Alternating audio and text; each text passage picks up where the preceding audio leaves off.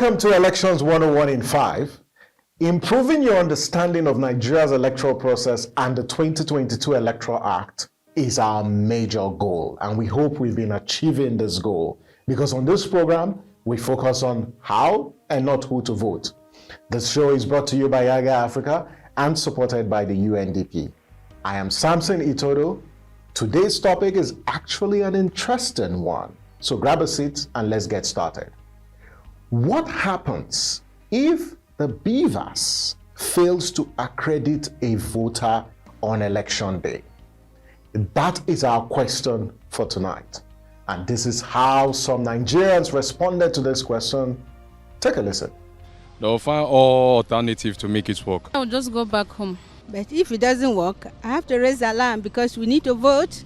It's better we do it manually since you have your PVC. Very interesting. I love Nigeria.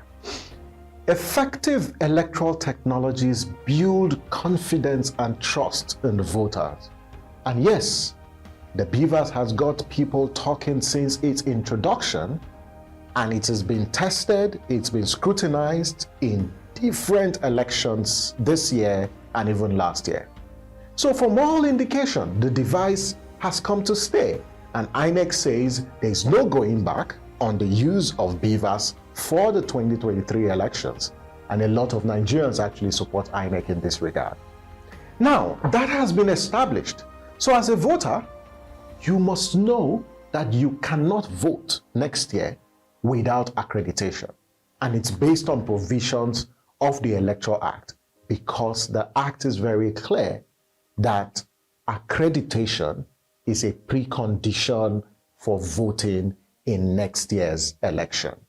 And the BVAS that will be used for that election, according to what INEC said, is being deployed to some states and regions across the entire country. So it's important, very important to note that without accreditation, you may and you will not be able to vote next year. So your PVC has to be authenticated and your biometrics verified using the BVAS before you can vote next year. So to respond to the question, what happens if BVAS fails to accredit a voter? Based on the provisions of the Electoral Act and the guidelines, which requires a voter to undergo accreditation using the BVAS, if the BVAS fails to accredit you, this is what the INEC guideline says. That where a voter's fingerprints and facial identity cannot be matched with the details in the BVAS after 3 trials, the voter shall not be allowed to vote. So the presiding officer will try 3 times to match your details, your particulars, and what is on the BVAS. And where it does not match after 3 trials, you will not be allowed to vote. So that is what happens where the BVAS fails to accredit a voter. Please note, there shall be no incident forms for manual accreditation of voters in the 2023 elections and beyond.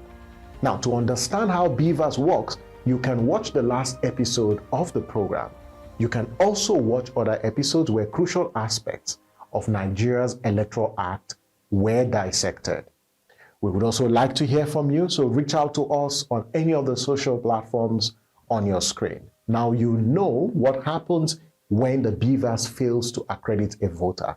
Remember, PVC collection starts on the 12th of December 2022 and it will end on Sunday 22nd January 2023. Please visit the INEC local government offices between 9 a.m. and 3 p.m. daily, including Saturdays and Sundays, to collect your PVC, because no PVC, no accreditation, no voting. And that's Elections 101 in 5. Thank you for watching. I am Samson Itodo. Remember, your vote can make a significant difference. Please use it wisely. Bye for now.